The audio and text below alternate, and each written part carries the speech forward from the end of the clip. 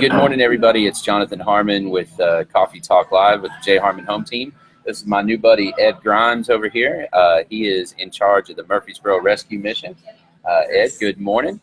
We've got our cup of Joe here at Just Love, one of my favorite places in the whole wide world. So what are you drinking this morning? I've got a chai tea latte going over here, and that seems to be my favorite drink. Chai tea. Yeah, chai tea.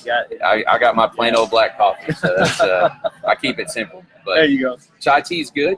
There's actually, I don't know if you're a beer drinker at all, but Mantra Brewing makes a chai tea stout that's interesting. Oh, wow. Yeah, I'm not another beer. I gave it up a long time ago. But I probably should have. So that's cool. Good stuff. So anyway, we're live now, Ed. As we watch over here, we'll watch this screen, and if somebody pops in, they might ask us some questions. So every now and then we'll kind of take a look over here and check that out. Oh, good. So interactive. Can be, yeah. Good deal. So Ed, we'll just kind of jump right in it. Tell me a little bit about you, like your story, how long you lived in Murfreesboro, all that kind of stuff. Jonathan, I've been in Murfreesboro probably, I must say, about a little over 20, 25 years or so. I really haven't stopped and added it up. I've just been having so much fun living here in the city. But my story goes way back, all the way back to, let's say, Nashville Rescue Mission. And of course, a total of 16 years involved in working with the homeless down there. Were you in the administration there, or volunteer, or all of the above? Or? All of the above. I did a little bit of everything, working all the way from second shift night counselor back in the I'd say early 80s, and of course then later on left for a little while, came back to the mission, worked in education. We saw within a 4-year span of time, right about 80 students get their GED. Wow. And that was really special. I just got chills. That's awesome, man. And so, and of course, that's no easy feat. No. But yeah, we had about 80 now. I'm pretty sure they're in the well over 100 and something now. Yeah. But after that, my former boss, Don Worrell, came to me and said, "Hey, I'd like for you to consider working with guest services, And of course, that's the emergency services portion where the homeless people come and they'll stay with you.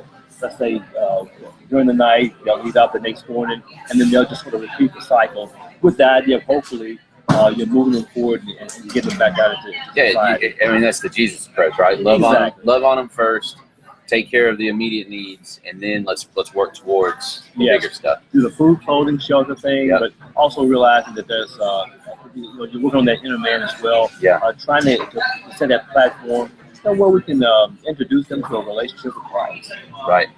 That's fantastic. So you were there for 16 years, you said? 16 years altogether, yes. And so then, how did the Murfreesboro? Is it tied together? Are they similar? They're not directly linked together. We're, of course, we just consider them a sister mission, and like us, we're of course a startup rescue mission, but I draw from them a lot. In terms of health, model, services, experience, sometimes pop in every now and then, get a little advice, counsel, things like that. Sure. So it's they're a great organization. They've been around for a little over 60 years. Wow. And they know their business. They know their stuff. I volunteered there a couple of times, and you're right. I mean, it's clockwork. It is. Volunteers walk in and they're like, okay, you're here. You're going to do this. You're going to do this. Yeah. And if you make a suggestion, they're like, that's just not how we do it. and that's great because they do an awesome job. Well, they're dealing with hundreds of people, especially when it comes to volunteers, especially around this time. You get around Thanksgiving, Christmas, man, I mean, it is almost like a circus with people coming in and out. Yeah. And it's a great thing. It's a great thing. I guess the best way to describe that would be organized chaos. Yeah. Herding cats, right? And they do a good job. I love it. Love it. So when did the Murfreesboro Rescue Mission start?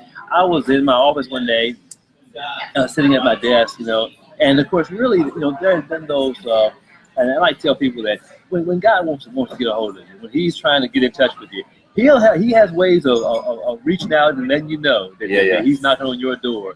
And so there have been these subtle signs. I even had a lady come to me one day and she said, "Why don't you start a rescue mission in Murfreesboro?" Now, Jonathan, that's not what I heard. That's what she said, but that's not what I heard. I was just, that was the farthest thing from my mind. Not something I ever dreamed I would do. Did you live in Murfreesboro? I was living in Murfreesboro at the time. And so she And then, so I whipped out a business card. I gave it to her. I said, when you get ready to do that, just let me know. And I want to help. You know? And so. But what she said is, why don't you start? Oh, right. Yeah. So now watch this. So now we were in church, of course, and she's still a good friend today. But I never said anything more about it until about 2 years later. This is how long the process took. It was about 2 years later. By this time, it's been heavy on my heart. I'm seeing homeless people pop up in the city everywhere. It's a I've lot. got people calling me saying, Ed, what do I do with these homeless people here in Murfreesboro? I'm like, I don't know. Send them, bring them to us in Nashville. We can help them out. But there's a lot of little things. And then you know, when you start to see that every single day. And so I'm driving, think about this. I'm driving from Murfreesboro, getting on I-24, 84 and all that, going into Nashville. So I'm seeing them at the houses. I'm seeing them on the streets. And so all this started to happen. You're passing all of these folks. All these. And so these are like road signs constantly coming at you, you know. And then that's when your heart gets heavy. Yeah. You know, and you start to say, man, something's got to be done. Something's got to. And so I started doing a little research, started looking into it. And the more I looked into it, it's like the more I realized, you know, it's not somebody, it's me. And it's not something has to be done. Ed Grimes needs to do something. Yes, exactly. And so that echoes Jody Powers. I interviewed her a couple weeks ago, and I mean that's so much the same as her, right? Yeah. Man, really something ought to be done about this. But not me. You know, hers was more of she knew it, but she was like, oh, it's too big for me. It's too big for me. And anyway, so yeah, that's pretty cool. I know the Powers, Jody and Joel. I mean, they're just first class people all the way. Yeah. I mean, I couldn't say enough good things about them in particular. But yeah, I mean, she is a woman of God, and she is very passionate about helping ladies get back on their feet. It's incredible what she's doing, and the way she goes about it, and she talks about her clients. Yes. Right, and she talks about. I mean, she does personal shopping for. I mean, it's just it's an incredible thing that they're doing over there. Oh, it's unbelievable. It's so needed, and she's amazing. So where is the Murfreesboro Rescue Mission? Do you have premises somewhere? Oh, we don't have an actual facility. Okay, the Murfreesboro Rescue Mission right now is a 3-point operation, which operates in the summer during the extreme heat. It operates in the winter during the extreme cold, providing shelter. And then we do what's called first 24 to 48 hours of case. I call it case management, but really it's just assistance.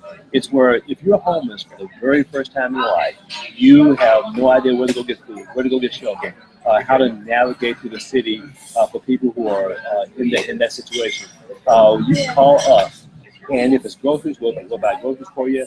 If it's somebody just in need of transportation, you just need to get somewhere for a short period of time. If you are in need of a place to stay, more than likely we're going to recommend probably if you can't find your shelter here in the city that has space, we're going to probably take a trip to Nashville and see if we can get you on one of the programs down there.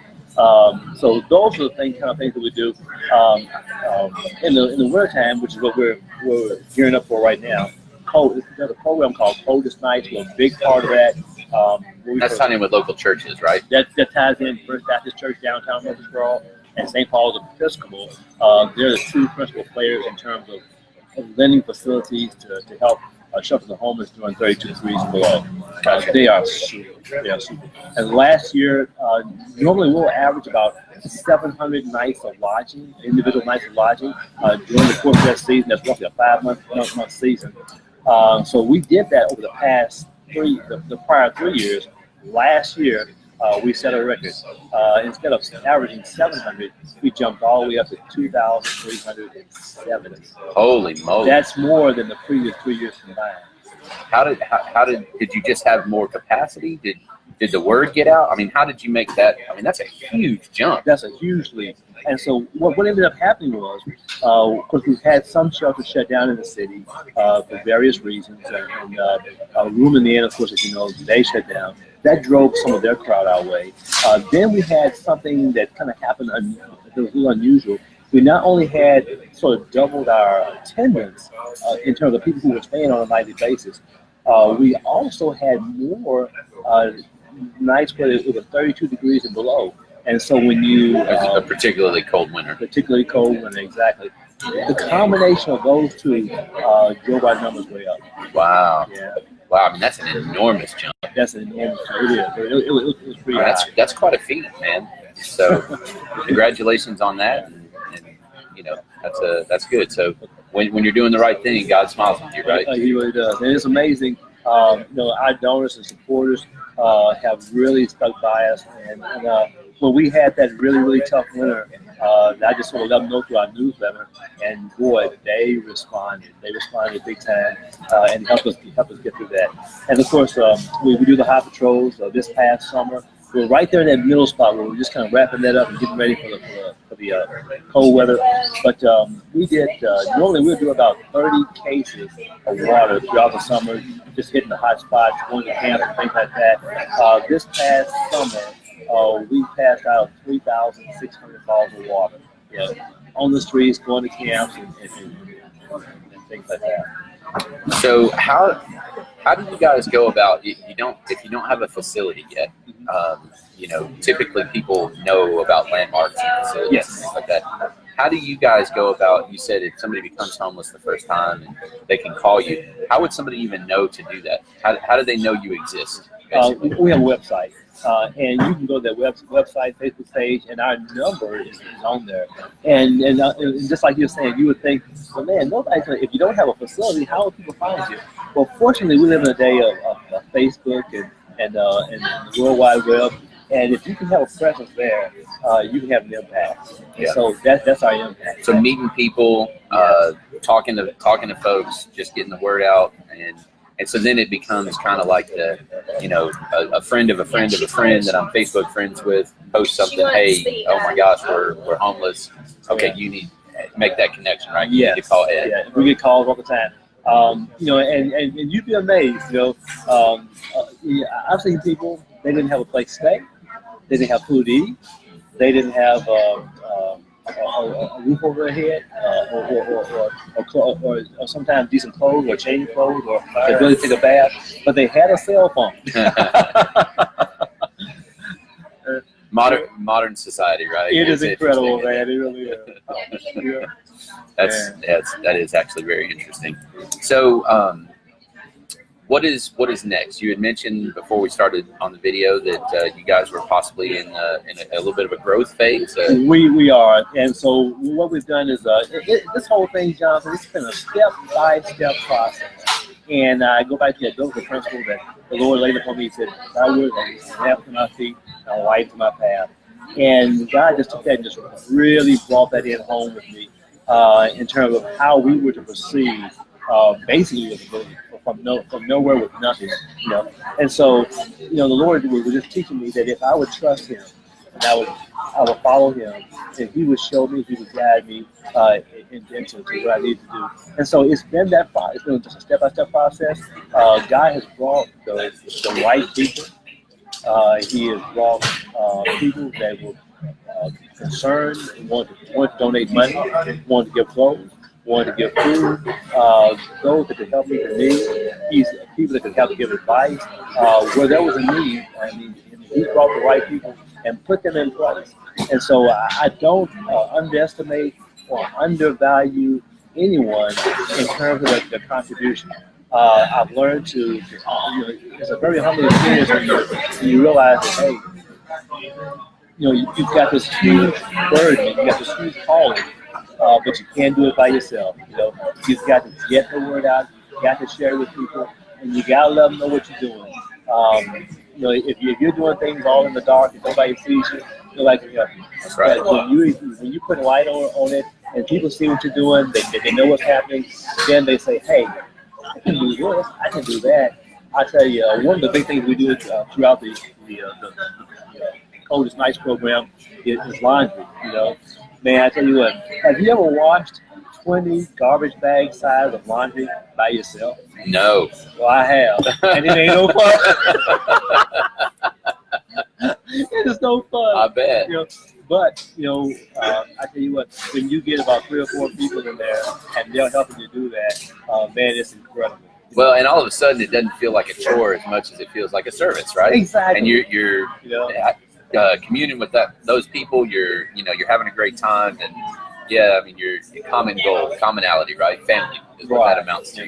And it does, and you build that bond, and suddenly you start to feel that community, and then how everybody has their little piece, and they kind of come together to make the whole. You asked me a little bit about future plans. We've been around for, Jonathan, right about 5 years, and we're going to our 6th in December, okay? But we've been having to, like I say, step by step work our way into toward a permanent facility. We found some property. Right now, not really at liberty to disclose, but we found some property. We're sort of keeping it under the radar right now. We've been in communication with city planning, and they feel really good about the location. Right now, we're in the process of outlining our capital campaign, what it's going to take to purchase that property, and what it's going to take to build a good-sized building that will help get the homeless off the street. So you would build a new building on the property? We would build a new building on the property. And what would with your new building, I mean, what function would you have? I mean, would you want to have sleeping facilities, laundry facilities, cooking facilities, all of the above? Or all of the above. We're going to introduce to Murfreesboro comprehensive services. Right? And what that means is that these services are built on top of each other. So in other words, we'll have emergency services for men, single men, emergency services for single women, emergency services for women with children, right? And then we'll have on top of that, we'll have life recovery programs for people trapped in life debilitating issues, alcohol, drugs, maybe just some minor mental issues and things like that, things that would prevent them from going where they are right now and getting a job and maintaining a place to stay. So we're going to work on, we're going to be that middle ground that helps them make a slow but successful transition back into the community. Awesome. You know, that was one of the things that when I was talking with Jody, you know, we tend to, those of us that are on the other side of that, right, tend to take this kind of cavalier and quite honestly lazy approach to homelessness and things like that. It's like it's real easy to see somebody and they appear to be a healthy person, right, visually, no idea what's actually going on, right, but they appear to be healthy and just go, well, why don't they just go get a job? Right. Well, it's really not that simple, is it? It's more complex than that. And, you know, but in all fairness to the community and the people that feel that way, I was right there with them. Yeah. You know, I thought it's easy to be that way. It's easy because you pass by, if you were to right now pass by Nashville Rescue Mission, you saw some homeless people standing outside, that would be your assumption. Why don't they just I'm working, so why aren't they? Right. Yeah. So here's what they don't see. Behind the scenes, they don't see the mental illness, which accounts for, at the very least, probably about 70% of the population of homeless that we deal with. They don't see the addictions. They don't see the broken heart. They don't see the devastated, the frustration, the people that are entrenched and locked in, and there's a lot of things that go on behind the scenes that just don't come to light immediately when you see that person standing on the street. Well, and yes, exactly. And Jody was talking about, just having the confidence to walk into a place and say, hey, I'm the right candidate for you. Whether it's McDonald's or Just Love or an office, wherever it is, just the self-esteem, right? There's a lot of self-esteem issues, and of course, those are really surface symptoms of greater root causes. Right, and it just keeps, yeah. And it takes some time, which we can translate into a program where they can spend that time developing on the issues that help lead up to them becoming homeless, that lead up to them becoming addicted, and things like that. It takes time. You got a lot to unpack there, right? You really do. And of course, it takes not just time, but it takes people. It takes somebody with skin on them, sitting down in front of them, talking, helping just them showing work them through value. those issues. I heard a guy one time talking about homeless people, and this particular gentleman would go out and just sit with homeless people, Yeah. right? Just sit with them, talk with them, learn about them, and that was as useful, if not maybe even more, than handing them a sandwich. You know, Absolutely. because it showed there all of a sudden somebody from the outside world, right, takes an interest in them and values them as a human being and wants to know about them. Jonathan, one of the most devastating things I ever saw. I walked into a local restaurant, not too far from where we are right now, and I was kind of in a hurry, but there was a homeless guy, and there were several homeless people in there in the restaurant, but there was one in particular. He had just purchased his meal, you know, and he saw a business sitting there at a table, and this is what he said: "Would it be okay if I sit here with you, sir?" And you could tell the guy in the suit, he was startled by the idea that a homeless guy wanted to sit with him. He didn't know how to respond, and so his response was, "Hey, I was just leaving anyway. You can have this. No problem." But you know, It wasn't about the table. wasn't about the table. Yeah. It was about connecting with somebody who's in it. Yeah. Oh man. Wow. And I don't blame either one. No. I admire the guy who was homeless for reaching out. Yeah, that was big. I understand the feeling of a guy who was sitting there who didn't expect that, you know. But one of the beautiful things I think about having a shelter and what we're trying to do is we're going to have that common ground place where the homeless and the people in our community can comfortably come together and meet. You know? Yeah. In fact, one of the concepts I'm looking forward to putting into the mission is having some place just like this, like Just Love, where it's a casual atmosphere and people can come, the homeless can come and get a cup of coffee. There's a person who just wants to spend some time with somebody, can come and get a coffee, and they can sit down and they can have. We're all on even ground. We're on even ground. I love that. In fact, we might just call it common ground. I love it. Hey, I think we just got a name, buddy. That's fantastic. Well, all right. So a couple things. Brett Garner just asked. He said, "Do those transitioning back into the community receive any kind of basic financial planning advice, short-term or long-term?" My assumption is that's probably one of the steps, but it's down the road, right? Basic living skills are definitely in the curriculum. You have to, if you don't teach those, I mean, you're doing you're on a cycle. You're doing a great disservice. That was one of the things that I did when I was in Nashville. One of the jobs, I had a group of young ladies, and sort of went and helped out this program that was struggling. There was about 20 young ladies, and they hadn't been saving their money like they were supposed to, and so we had to put a little structure in there with it and some requirements. And of course, I went from 20 to 1 in about 3 months. That's not the direction you want to take a program. No. But the interesting thing about that story is this: that one young lady who stuck with me, right, ended up completing the program, saving $5,000, buying her own car, and getting her own place to stay outside of Southern Destination. Yeah, that's awesome. We used her sort of as that prototype to help other young ladies see the potential of the program. And before I left there were over 20. We got our 20 back. You know, this time they were all doing the right thing. Good. So, That's great. So yes, it works. So sometimes it just takes someone to say, "No, you really can do it.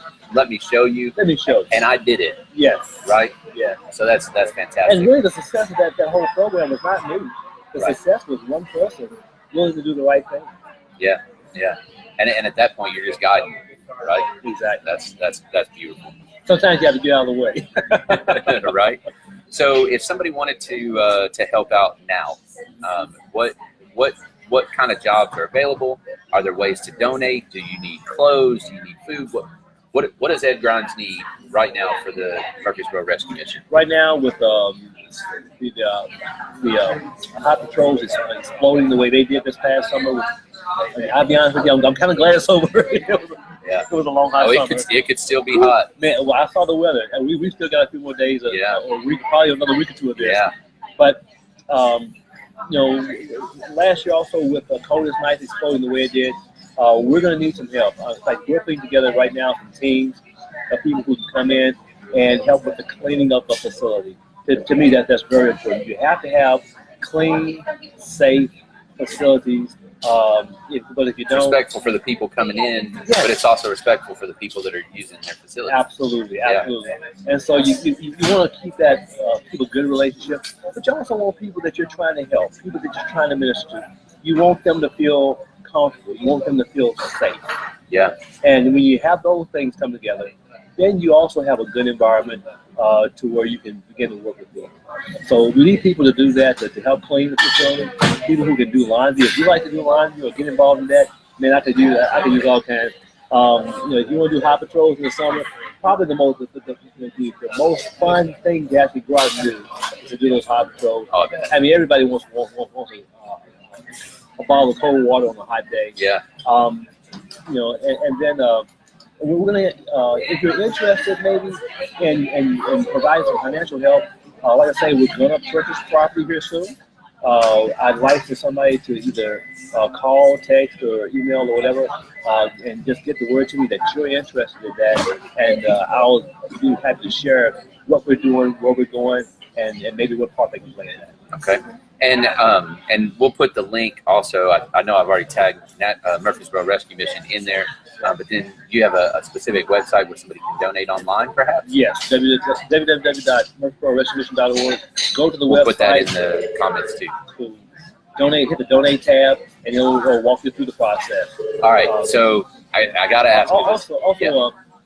there are a lot of people out there just like to write a check. So if that's what you want to do, it's a Murfreesboro Rescue Mission, P.O. Box 11368, Murfreesboro, Tennessee 37129. Okay, and we'll put that address in there as well. Tell me about Chopped. All right, Chopped. Well, first of all, brag. Well, go ahead and brag first. Okay, for those who don't know, we were the winners of this year's Chopped event. That's awesome. Councilman Ronnie Martin leading the way. He was our celebrity chef for this year, and of course, real chef Alex Ballou was his James. sous chef. Yes, and so Alex was pretty much coaching him and so forth and helping him. And this year we grand champions. So what'd you make? I didn't get to come to the event. What was the meal? Let's see, they had about 3 different meals. I know one of them was something to do with brown sugar chicken, and I didn't get to taste it. That's the important side of it. I was sort of busy flying around the place, but didn't get to taste any of it. But from the people that I heard that did taste it, they said it was great. Yeah. So I know one was a chicken dish. I think one was a fish deal, and then one was a dessert. Gotcha. Yeah. But it was very cool. So how much did that raise? Not for you specifically, but overall. I know last year was like $24,000. Yes, and we don't have the total numbers in just yet. I expect that those numbers will come in here shortly. But as far as the overall winner gets $5,000. So yeah. Yay! Yeah, that's awesome. That's gonna help. That's a good start. That's gonna help with a lot of laundry. And bottles of water too. And bottles of water. Now, are you guys associated with Cold Patrol, the blanket thing? Cold Patrol, and it's Murfreesboro Rescue Mission, Cold Patrol, and Journey Home are the 3 main partners that operate Coldest Night. Okay, gotcha. Now, Cold Patrol, I know that there's a thing with Ideas Tees does a thing where if you buy an MTSU blanket, then they donate an MTSU blanket to Cold Patrol. Yeah. Or at least they did last year. I'm assuming they're going to do that again this year. Yeah. I'm not sure that. Yeah. So, but yeah, they're both great organizations to work with. It is and I'll say just a little bit about Cold Patrol. They're more. They do a lot of outreach. They actually go out into the camps and help bring people in or encourage them. They have that relationship. Right. They can go out and bring folks in during the Cold. You keep saying camps. Are there a lot of camps around of, I guess, homeless people? I mean, is that a thing around here? Yes. I mean, how many camps? I'll be honest with you. Camps it's sort of a relative term. I would say at any given time, you've got at least 20 camps, and a camp can be a single site. In fact, I have a photograph of a tent out in the woods. I mean, it was just this guy by himself. Right. So technically, that's a camp. But it's not unusual to have. But I walked into some bridges, and there's been at least 6 to 10 people living on a bridge. And of course, depending upon what the weather is like, will depend on how long they can stay there. Depending upon who's maybe doing some development, maybe they'll have to move as a result of that. So your camps are, when I say relative, they're always moving. Mobile. Yeah, they're mobile. Yeah. Yeah, I know. Nashville for a long time has the tent city. Yes. And there was a whole thing a couple years back about do we shut down tent city and all this stuff. It's kind of an interesting dynamic. I spent some time in Austin a few weeks ago, a few days down there, and they have a mission right downtown, just like Nashville does. Right. And it's pretty incredible the way that they do it. I mean, a tremendously visible homeless population. Yes. And that's part of the issue here is, that there's a homeless population in Murfreesboro, but it's not. It's visible and it's getting more visible, but it's not like in your face visible. Right. And that's the thing that what you're saying is exactly what I discovered when I first started working with the homeless in Murfreesboro. I said, in Nashville, you go to Nashville. I mean, homelessness is out front, it's very visible, but the infrastructure is also there to take care of people if you want the help. Here, we sort of went to an almost invisible. I mean, homeless people were walking past me every day, and I didn't know it until I started working with them that they were homeless. And so there was, I don't necessarily say that we did it intentionally, but I think it was almost kind of a shame to be homeless in Murfreesboro at one time. I think we're working out of that, and I think that's a good thing, because when you can start looking at things for what they are, that's when you start dealing with reality and saying, hey, this is what we need to do. Well, and the reality is, the vast majority of people in this country are 1 or 2 life events away from being in that situation. You said it perfectly. You're exactly right. 1 or 2 life events, 1 or 2 bad decisions. And not even necessarily your own bad decision. Right. It'd be somebody else. There was a lady in Nashville that we did a story on. She became homeless. This was your grandma. This was my grandma. Yeah. This was the lady that was middle class, didn't want for anything. The issue that led up to her being homeless was she was married. She didn't work. Didn't have to work. Her husband took good care of her. But he decided one day he didn't want to be married anymore. Just like that. And she didn't have any skills in terms of basic living skills, in terms of how to manage a budget, looking for an apartment. She hadn't had a job in how long? She hadn't had a job in, I want to say, probably at least 20 years. And all of a sudden, boom, just like that, she's faced with all those decisions. And from what I understand, she didn't have a good support network to fall back on. And that was devastating. Yeah. That was devastating. And so hers was not necessarily mental illness. Hers was not alcohol addiction. Hers was not a decision that she made necessarily. It was a decision that somebody else made, and it impacted her for a very long time. Yeah. Now, the good side of that is she got on the program, she graduated from the program, and she's making a good go of it now. That's awesome. That is good. So, I read a book one time that talked all about the difference in fault and responsibility. And we tend to focus on faults so much. And that's where that just go get a job comes from, right? So, in her situation, it wasn't her fault that she became homeless, but it was her responsibility on what to do next. Yes. Right? Yes. And thankfully, she was able to fairly quickly, I assume, find some help to seek out that refuge, to seek out some advice, some counsel on what to do next. So she took responsibility for her situation. And that is a difficult thing for folks in every scenario, right? Whether you're making $300,000 a year or you're making $10,000 a year, taking responsibility for yourself, it's just hard to do. It is. there's a couple of things that come to mind, and one is pride. Yeah. I've never been in this situation before, and I'm afraid to reach out. Sure. Right? And denial. Denial. That's a big one.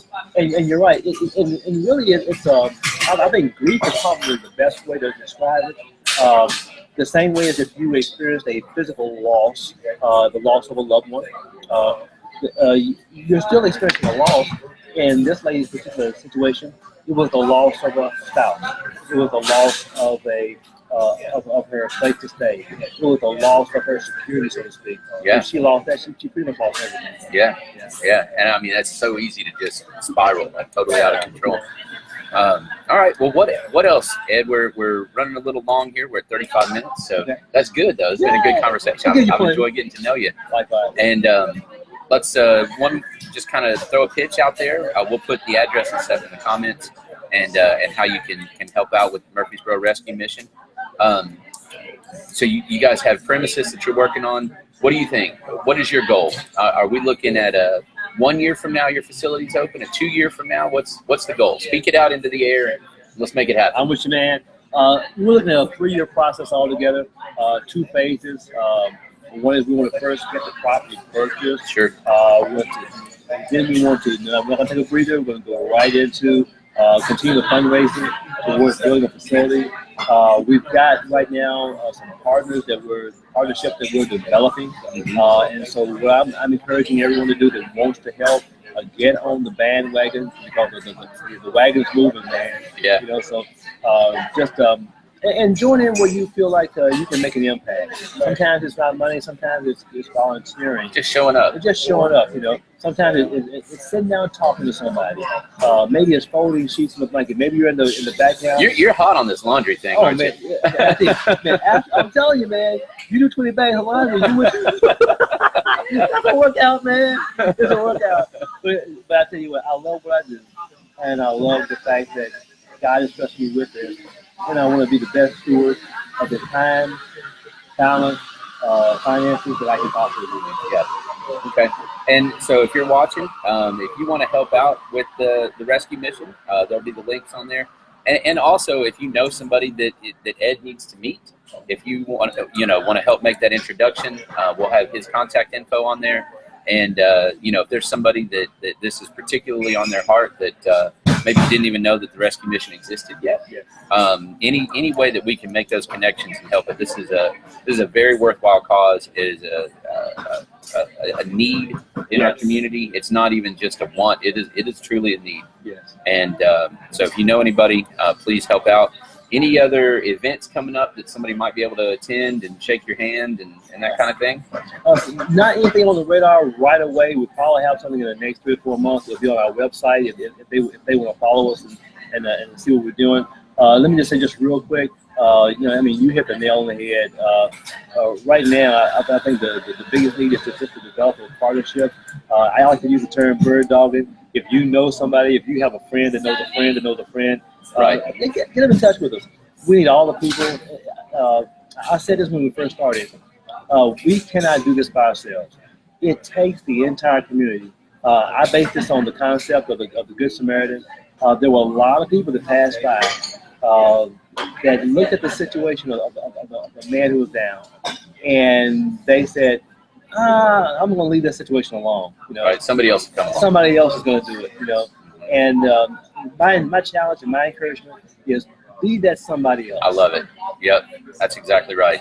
And at the end of the day, helping out folks in need like this, whether it's through Amelia's Closet, whether it's through the rescue mission, whether it's through Second Harvest, whatever it is, ultimately, when we pull the least of us up, right, they can contribute to a society and make it just generally a better place to live, right? Because you never know. Your lady that you were talking about, that her husband left and all that, you never know what they're going to contribute to society. You never know, and everybody has value. That's right. And I think that's probably, if you were to scrape everything down to the surface and say, what is the essence of what we do? It's helping people find their value and purpose in life. I love it. Well, Ed, it's been a pleasure. And Good to my get to pleasure, know you a sir. little bit, and I hope this isn't the last time we talk. I know it won't be. Absolutely. And if you have any way that you can help or know somebody that can, please let us know, and we'll get everybody in touch. Thank you for watching Coffee Talk Live. My friend Ed Grimes with the I keep saying Nashville Rescue Yeah, Mission, I put it in the your mind, Murfreesboro didn't I? Rescue Yeah. Mission, and that's pretty awesome. So thanks for watching, Jonathan Harmon with the J Harmon Home Team. And if you have any questions, still put them in the comments, and we'll get them in the right place. Thanks, Thanks. Jonathan. Thank you. Guys.